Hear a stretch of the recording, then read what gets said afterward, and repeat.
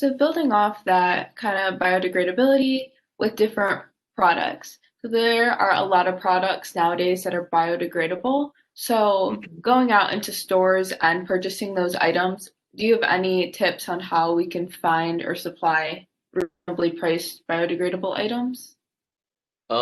So this is like a matter of language, right? Biodegradable doesn't mean anything.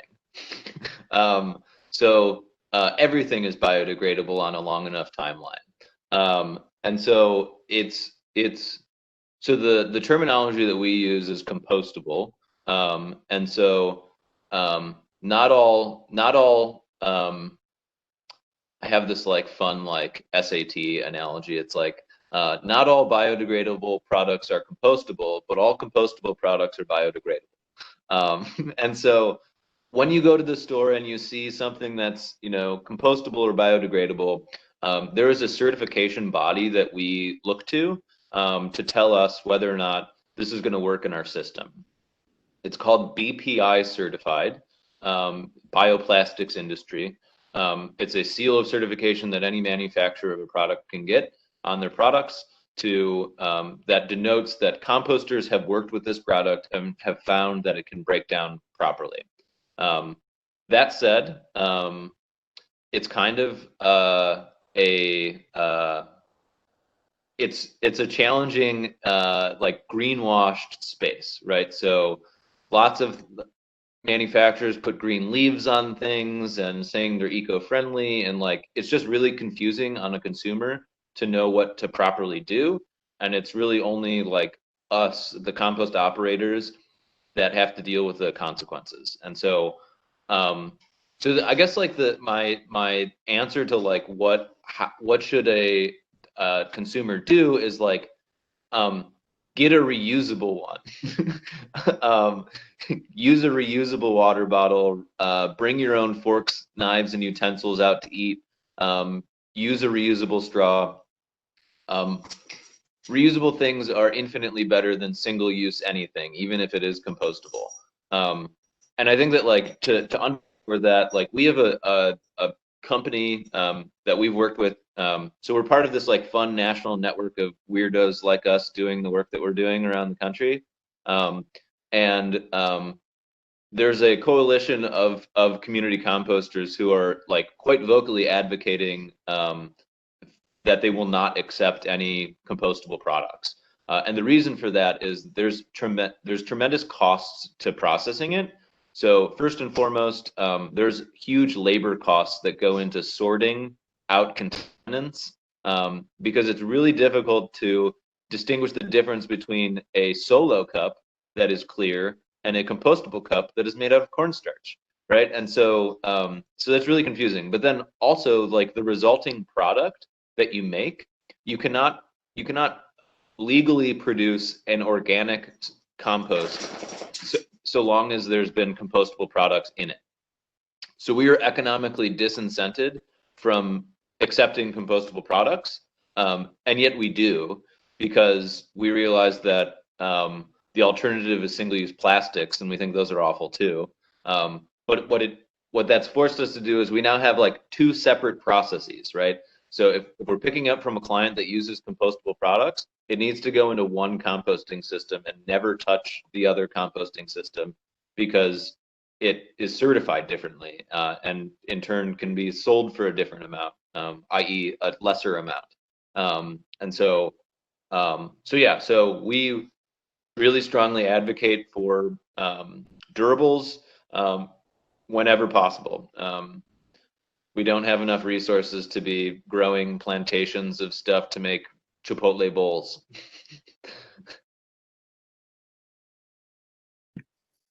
So on campus, on our college campus, do you have any advice on how we could create a composting area for building off of what you just said, compostable products more so than the food scraps kind of create a difficulty in a Yeah. way.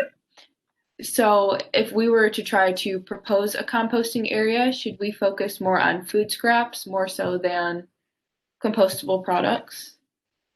Well, I think that this is like an interesting note, right? So I guess I've got a question first, which is like, which campus are you at?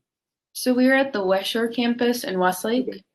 Okay, cool. So we work with the Eastern campus and Corporate College campus already. So we work with David November, who's I think the head of sustainability at Tri-C. So we've been working with Tri-C for like years. But I think it's just kind of like it's always interesting to me to like how well known is that, right? If it like is that news to you guys?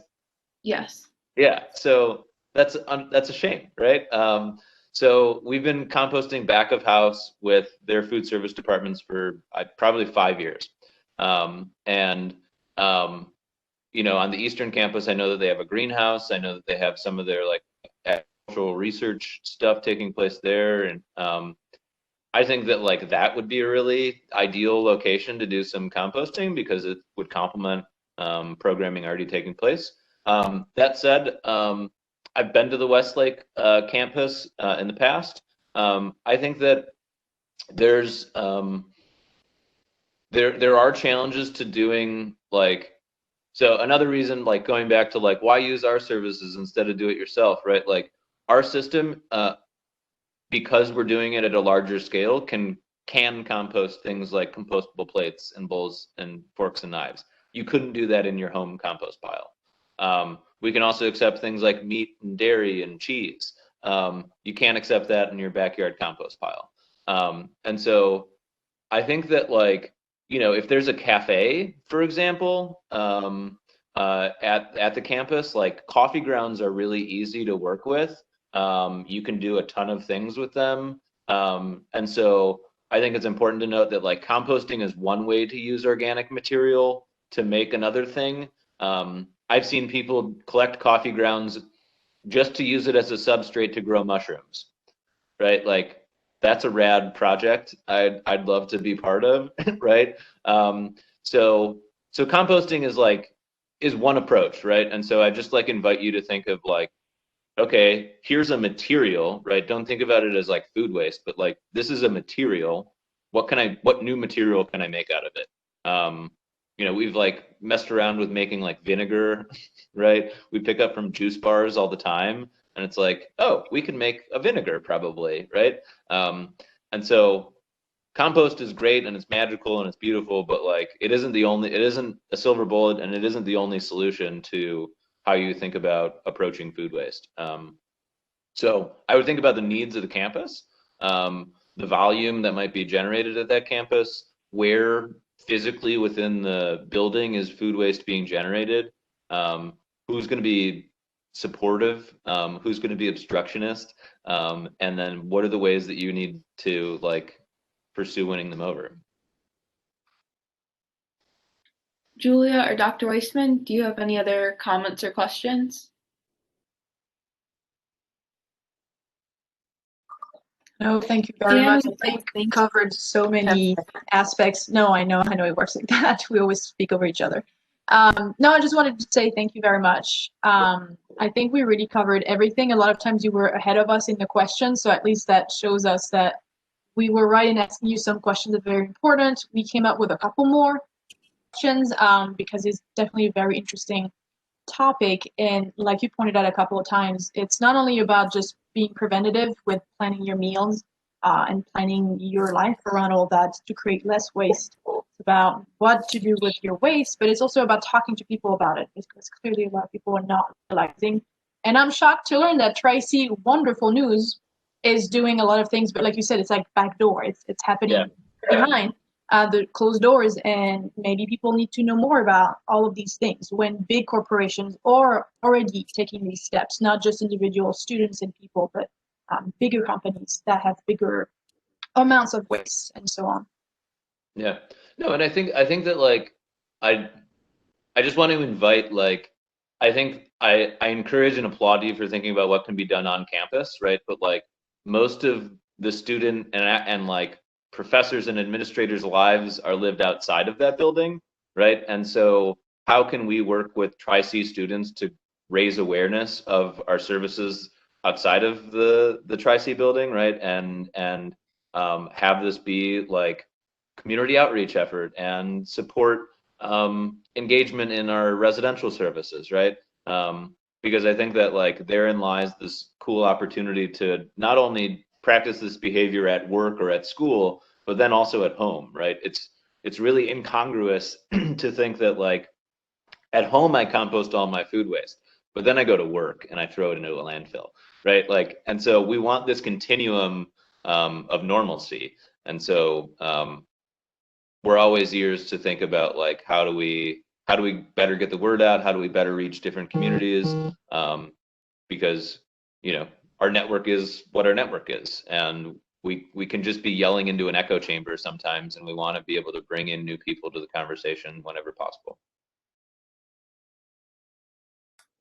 Thank you so much for your time. I really learned a lot for one.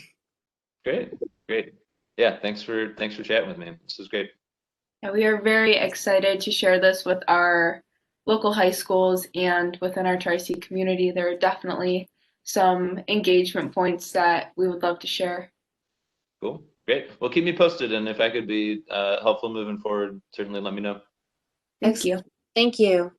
All right, cool. All right, well, take care. Have a Thank great you. day. Have a good Yeah, day. bye.